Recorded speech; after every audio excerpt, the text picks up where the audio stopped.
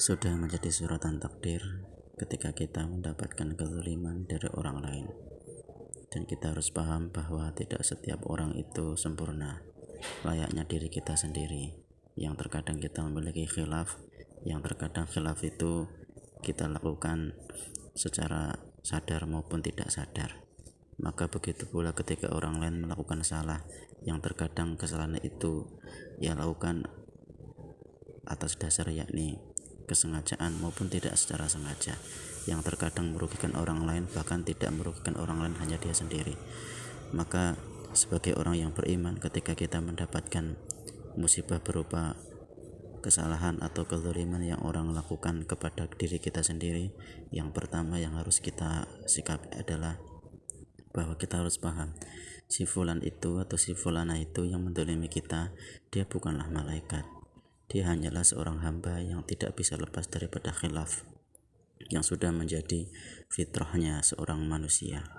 Maka jika ia melakukan kesalahan pada diri kita harus sadar bahwa bisa jadi kebaikan yang ia miliki kepada kita, yang ia berikan, yang ia torehkan untuk diri kita itu lebih banyak daripada keburukannya.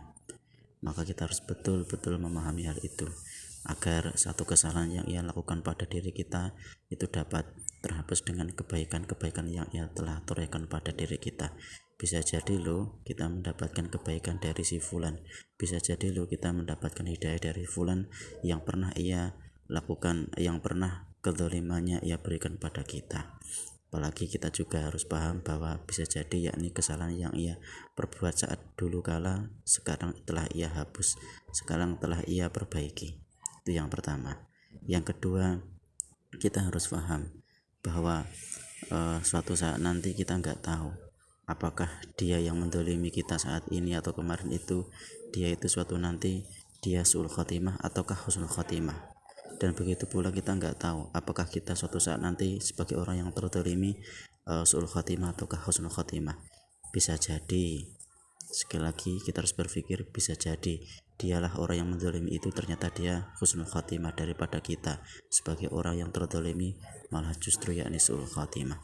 Maka tidak selayaknya kita yakni berburuk sangka kepada si fulan yang mendolimi kita bahwa ia menjadi orang yang terburuk di mata kita sepanjang hayat. Maka dengan demikian semoga Allah Subhanahu wa taala menenteramkan hati kita. Semoga Allah Subhanahu wa taala menjadikan hati kita, dada kita betul-betul lapang untuk menerima kesalahan yang orang miliki, yang ia torehkan pada diri kita. Sekali lagi, dia bukanlah malaikat.